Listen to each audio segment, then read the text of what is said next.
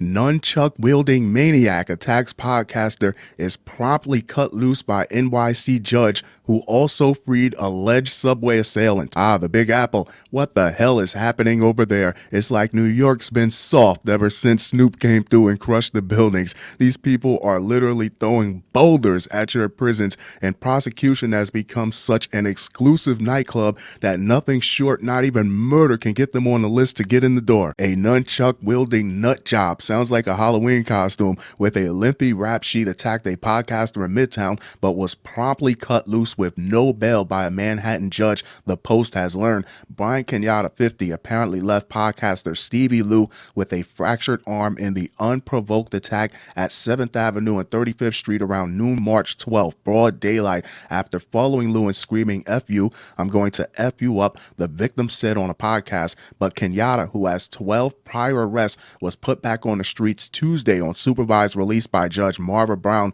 the same judge who made headlines 2 months ago for setting another alleged violent attacker free. Brown previously freed Amira Hunter, who was accused of bashing a subway cellist in the head with a metal bottle. I remember that story. And you might say, hey, they signed that crappy bail reform bill back in 2019, 2020, and you would be correct. That is a large part of the problem. New York City's always been a cesspool, but at least they had a few stopgap measures, a few band-aids, if you will. But it's still ultimately up to a judge. It's up to a judge's discretion to decide if they want to detain someone or even give them a bail in the event that they feel someone is a risk to the public or a flight risk, regardless of the bail reform statute that might be in place. Kenyatta attacked after allegedly following Lew and threatening him, the victim said on an MLC podcast episode. So I was like, okay, buddy, why don't you get the F out of here, said Lew, 41. Instead, Kenyatta whipped out a pair of nunchucks and swung for his face,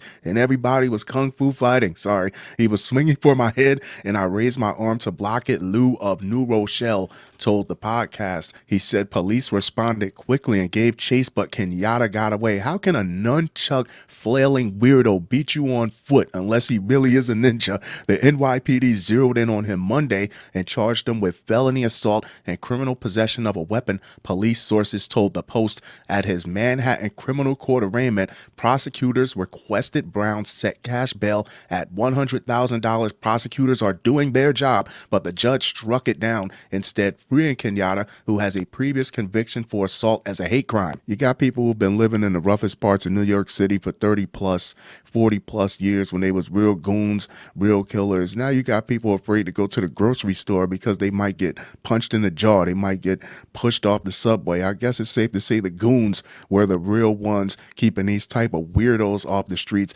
And if you're a judge, what the hell did you become a judge for if you're not going to use your authority to try to keep these weirdos off the streets or to try to help people? What are you afraid of?